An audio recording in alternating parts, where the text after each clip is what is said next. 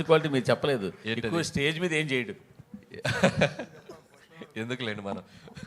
Sir Venkatesh గారు ఇక్కడ, అనిల్ గారు, వెంకటేష్ గారు, హాయ్. Hi hi sir.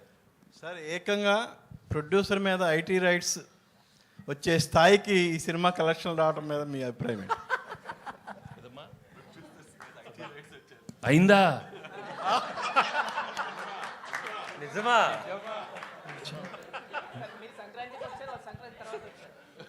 అన్నీ అవుతాయి, వాళ్ళు కూడా అన్నీ అవుతాయి, అన్ని బాగానే అవుతాయి.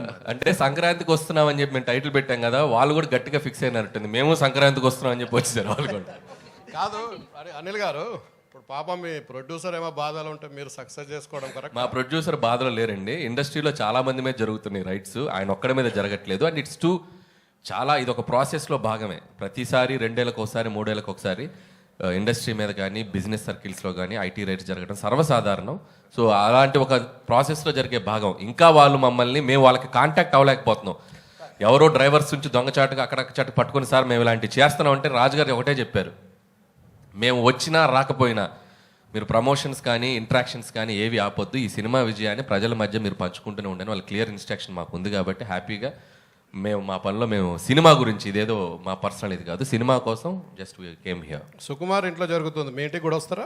సుకుమార్ ఇంటి పక్కకి నేను ఇంకా షిఫ్ట్ అవ్వాలా, త్వరలో షిఫ్ట్ అవుతున్నాను ఫిబ్రవరికి. కాబట్టి మా ఇంటి పక్కకి లేను కాబట్టి ఇంకా రాలేదు. ఇప్పుడు మీరు అడిగారు కాబట్టి ఖచ్చితంగా వాళ్ళు వచ్చే అవకాశం ఉంది. వెంకటేష్ గారు సార్ సార్ మా డైలీ ప్రొఫెషన్ వైజ్గా చాలామంది హీరోని కలుస్తూ ఉంటాం. బట్ క్లియర్లీ చెప్పాల్సింది ఏంటంటే వెంకటేష్ గారు ఒక డిఫరెంట్ కైండ్.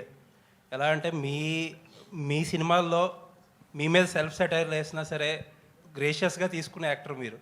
అలాగే ఇప్పుడు ప్రమోషన్స్ అంటే ఒక బార్ అనేది, ఒక రిస్ట్రిక్షన్ అని ఏమీ పెట్టుకోకుండా సినిమాని ఆల్అవుట్ ప్రమోట్ చేసిన హీరో మీరు. ఇప్పుడు ఆ తాలూకు ఎఫెక్ట్ అంతా కూడా ఇప్పుడు కలెక్షన్స్ మీద కనపడుతుంది. ఒక మాట చెప్పాలంటే ఇప్పుడు వచ్చే కలెక్షన్స్ ఎవ్రీథింగ్ మీరు you are more than deserved for it. Thank you.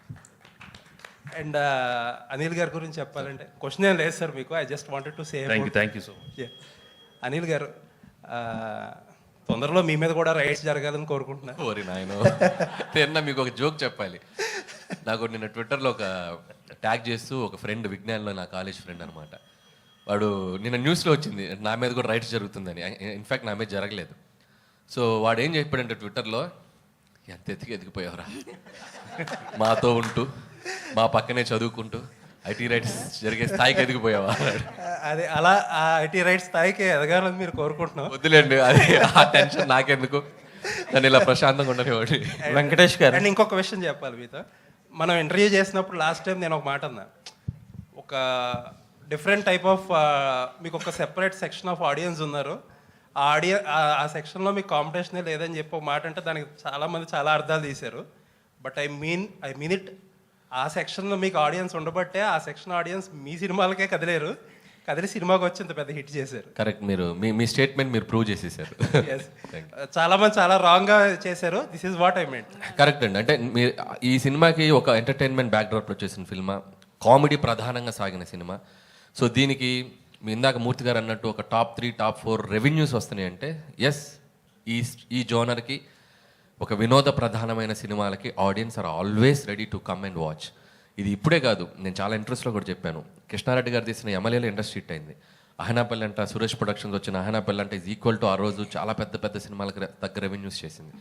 So comedy ప్రధానంగా సాగిన సినిమా మనం కరెక్ట్గా డీల్ చేయగలిగితే దాని రెవెన్యూస్ ఎప్పుడు అన్ని సెక్టర్ ఆఫ్ ఆడియన్స్ వచ్చి దానికి పెద్ద విజయాన్ని ఇస్తారు.